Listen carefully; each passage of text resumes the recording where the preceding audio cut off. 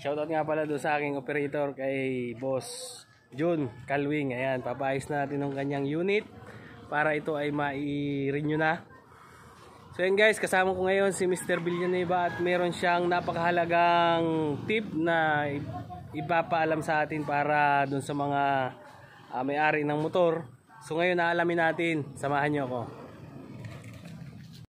Magandang hapon po sa ating mga taga-panood dyan, taga-subaybay. Ang gagawin po natin ngayon kung bakit ang motor mo ay hard starting. Ngayon po, ibabahagi ko sa inyo baka isa ito sa inyo na hard starting. Subukan nyo po ito, gagawin natin, panoorin nyo po. Baka isa na ito sa dahilan ng hard starting ng mga motor nyo.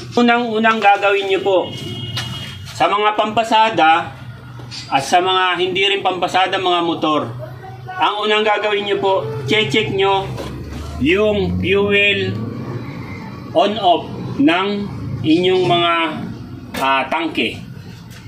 Bubunutin nyo siya. Yon.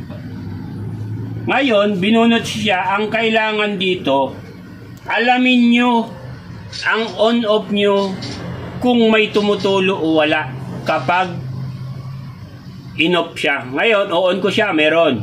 Ngayon, kailangan pag in-off siya, kailangan walang tutulo. Kailangan sundin nyo po ito para makuha natin kung paano nag-hard starting ang motor. Bakit po ganon?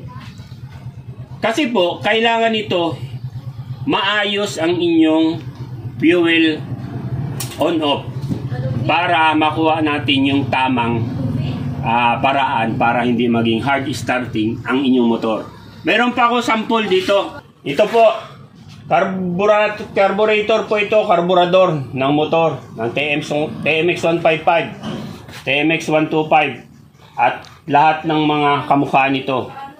Kasi po ito, pag nagluluma na ang ating mga motor, gasolina nito sa loob, tumataas ang level.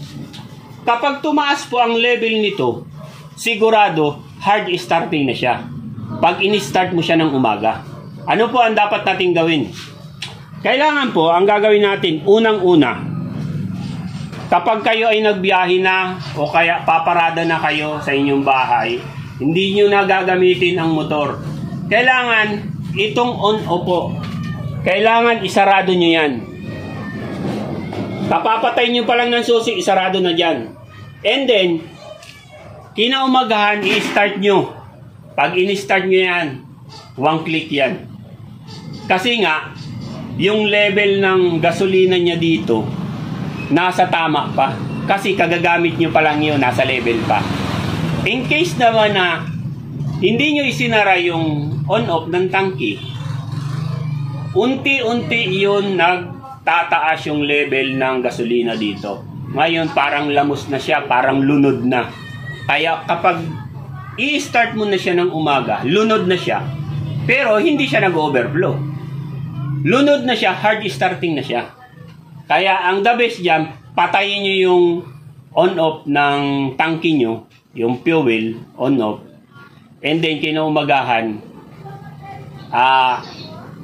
ano na yon, hindi na hard starting. Ma-start na yon, isa o kaya dalawang kick.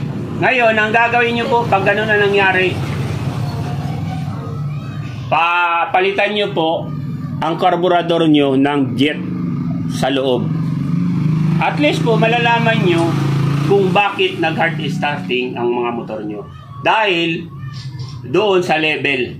Ngayon, pag pinalitan nyo na ng jet, yung level niya, papantay na siya. Hindi na magiging hard starting ang motor nyo.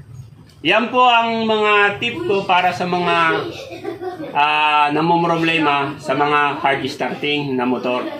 Baka po kung sakali na ito na ang dahilan ng pagka-hard starting nyo ng mga motor nyo, subukan nyo po.